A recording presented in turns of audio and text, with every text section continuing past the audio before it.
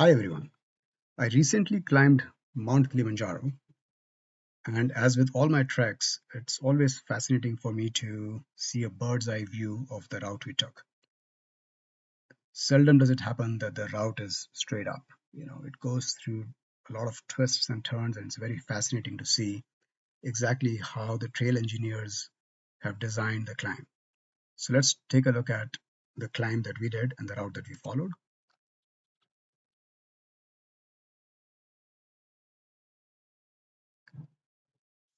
I'm using Google Earth for this.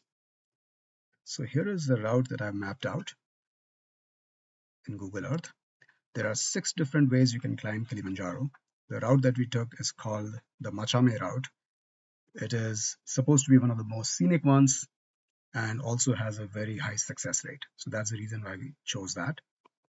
It starts from the Machame Gate, goes up the mountain, and then we come down on the other side and we end the trek at the Moeka Gate. So that's the overall route. Now let's zoom in a little bit to see exactly what that route looked like. So I'm going to turn it back here and start at the Machame Gate. Okay. So this was day one. We started from here. As you can see that the terrain is extremely green. This was like we are walking in a tropical forest, rainforest. Um, so the first day we went from Machame Gate to the Machame Camp, as you can see here. Uh, The Machame Gate is at about 5,900 feet of elevation, and Machame Camp is at 9,300. So we gained about 3,400 feet of elevation during this time. And the distance here was about 10 kilometers or about 6.5, 11 kilometers, about 7 miles. Okay. You can see what the terrain looked like. It's going up and up and up and up and up and up right here. Okay. So that was day one. Now let's go to day two. Day two, we went from Machame Camp to the Shia Camp. And as you can see here, the greenery is gone. The terrain was totally different. I mean, it was hard to imagine that we were on the same trail as we were yesterday. It was just rocky. There was no tree cover, so the sun was shining mercilessly on us. The layers came off very quickly. Um, but it was beautiful. We climbed above the clouds, and it was just a beautiful, beautiful sight to see. So you can see that it was going up and up and up and up and up all the way to Shia Camp. So this day we gained about 3,000 feet from 9,300 to 12,300. So that's the 3,000 feet elevation gain in just 5 kilometers or about 3.1 miles. So that's quite steep, especially when you're walking at that altitude. That's not easy.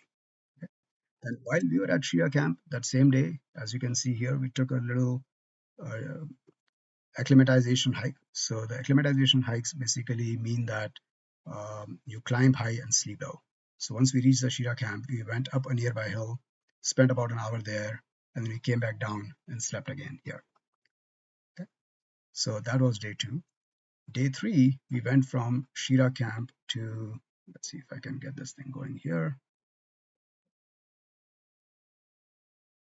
Okay. So we went from Shira camp to Barranco camp, and the Barranco camp is hidden somewhere here. There you go, right? So you can see the Barranco camp here.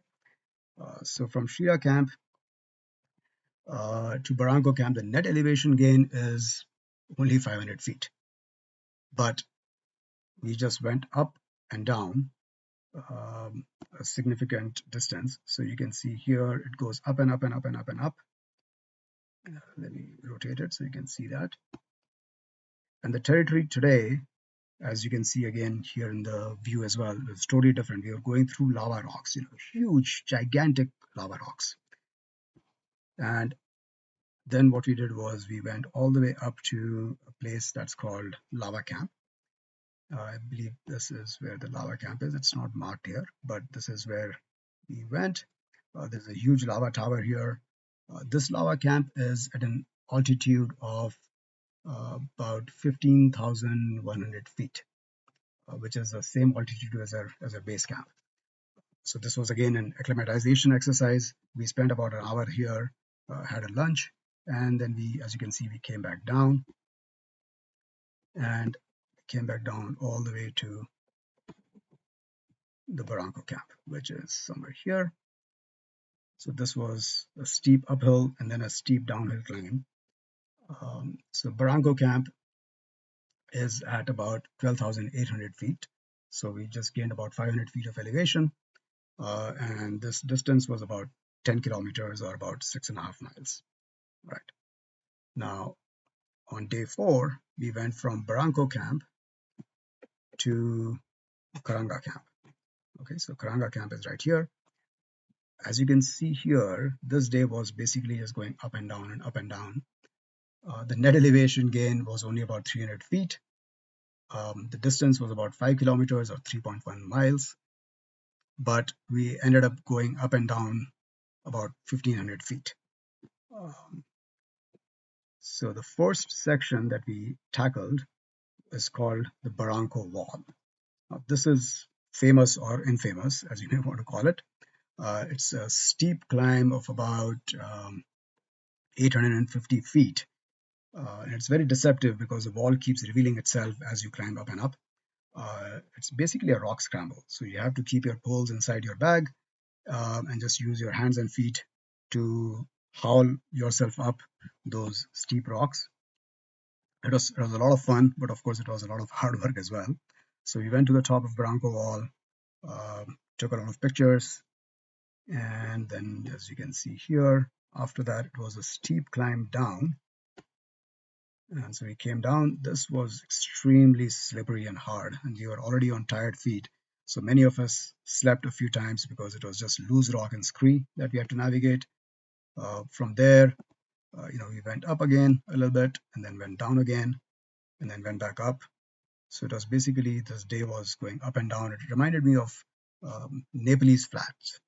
So in Nepal, when we did our hikes, the guides would say, "Oh, today is a flat day. You're not going to gain any altitude." But what it meant was that we would just go up and down the whole day.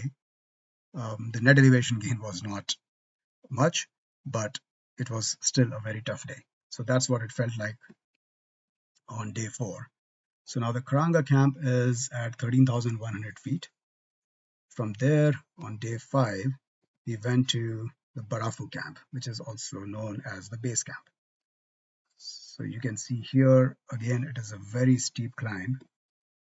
And we went from 13,100 to 15,330 feet, which is 2,200 feet of elevation gain in just 4 kilometers or 2.5 miles. That's hard, even when you're at the sea level. When you're already at 13,000 feet, this is not easy. Anyhow, so we did that and we reached the Barafu camp sort of early in the day, had our lunch, then we rested, and about 11 o'clock is when we started our summit push. Okay. Now the summit from Barafu camp is, as you can see, goes on this mountain ridge.